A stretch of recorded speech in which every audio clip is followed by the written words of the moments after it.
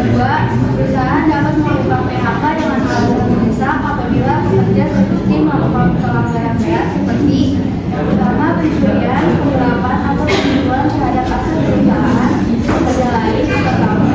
Yang kedua, memberikan dokumen atau informasi palsu kepada perusahaan. Yang ketiga, menyalahgunakan logika, psikotronika atau zat adiktif lainnya. Yang keempat, kekerasan fisik atau verbal seperti pemukulan, ancaman, fitnah atau provokasi. Yang kelima, menunjuk atau memaksa pihak lain untuk melanggar hukum atau melakukan tindakan yang tercela. Yang keenam, membocorkan rahasia perusahaan. Yang ketujuh, menyalahgunakan jabatan untuk kepentingan pribadi. Yang kedelapan, memalsukan atau mengubah dokumen perusahaan. Yang terakhir, melakukan pelanggaran meskipun sudah mendapat surat peringatan SPP 3. Selanjutnya ada jenis PHK yang PT Resma terapkan. Yang pertama, pemutusan hubungan kerja karena mengundurkan diri. Karyawan yang ingin mengakhiri hubungan kerja harus mengajukan permohonan tertulis minimal 1 bulan sebelumnya kepada atasan langsung dengan tembusan ke atasan lebih tinggi dan bagian sumber daya manusia. Kedua, sebelum berhenti, karyawan wajib mengembalikan semua barang dan dokumen milik perusahaan, melakukan serah terima pekerjaan kepada atasan atau karyawan yang ditunjuk, menyelesaikan hutang dan kewajiban finansial dengan perusahaan, tetap menjalankan tugas hingga tanggal pengunduran diri. Selanjutnya, PHK karena mencapai usia pensiun. Seorang karyawan yang telah mencapai usia 50 tahun akan diputuskan hubungan kerjanya dengan hormat dari perusahaan. Maksud dari perusahaan untuk memutuskan hubungan kerja tersebut akan disampaikan secara tertulis oleh bagian sumber daya manusia kepada karyawan yang bersangkutan sekurang-kurangnya 1 tahun sebelumnya dan diulangi 11 bulan kemudian. Yang ketiga, pemutusan hubungan kerja tersebut dilakukan pada akhir bulan. Terus ada PKH karena pelanggaran peraturan perusahaan dan kesepakatan kerja.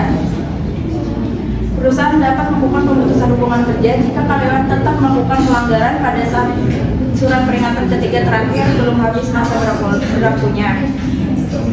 Terus ada PHK karena terjadi pernikahan sesama karyawan.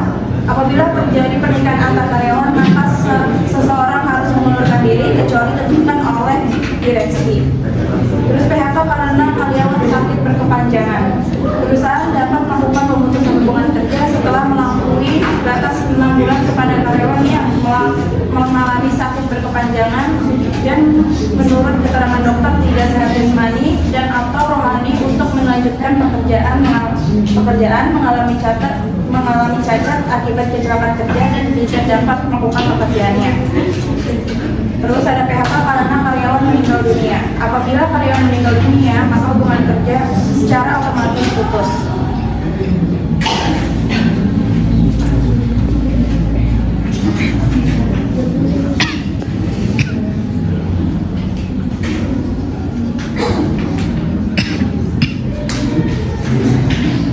Terus ada PHK karena karyawan mangkir. Karyawan yang tidak masuk kerja selama 5 hari kerja berturut-turut tanpa izin resmi sebelumnya dan karyawan tidak dapat memberikan keterangan dengan bukti yang sah yang dapat diterima oleh perusahaan dan telah dipanggil oleh perusahaan 2 kali secara patut dan tertulis dapat diputuskan hubungan kerjanya karena dikualifikasikan mengundurkan diri. Terus PKH karena perusahaan menyalahi aturan.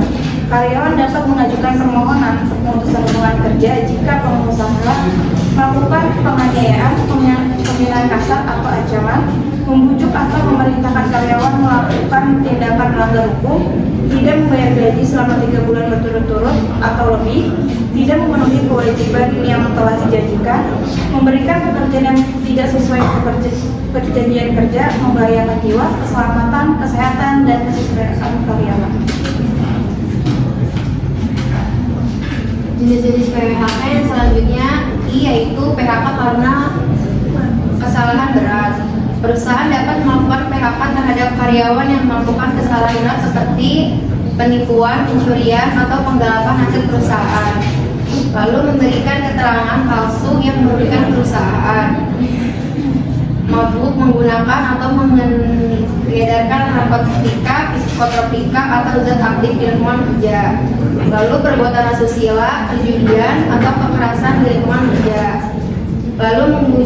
pelanggaran hukum, merusak aset perusahaan, atau membahayakan orang lain di tempat kerja, membocorkan rahasia perusahaan atau melakukan tindak pidana dengan ancaman penjara 2 tahun lebih.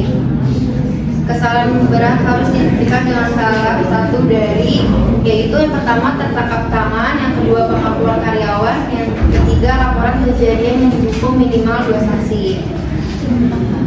Selanjutnya, PHK karena karyawan ditahan pihak berwajib. Perusahaan tidak wajib membayar pajak pegawai yang ditahan atas dugaan tindak pidana, bukan atas pengaduannya. PHK dapat dilakukan jika pegawai tidak dapat bekerja selama 6 bulan karena proses perkara pidana. Jika pengadilan memutuskan pegawai tidak bersalah selama 6 bulan, perusahaan wajib memperkerjakan kembali pegawai tersebut. Yang terakhir, jika pengadilan memutuskan pegawai bersalah selama 6 bulan, perusahaan dapat melakukan PHK. Lalu yang terakhir, PHK karena perusahaan melakukan efisiensi.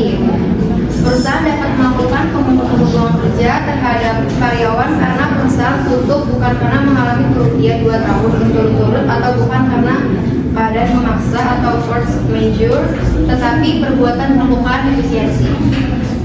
Yang selanjutnya adalah kompensasi PHK. Yang pertama, kompensasi PHK meliputi A. Uang pesangon sebagai penggantian penghasilan yang hilang karena PHK, B. Uang penghargaan masa kerja sebagai pengakuan dan masa kerja, C. Uang penggantian hak sebagai penggantian kata kerja. Yang kedua, pemberian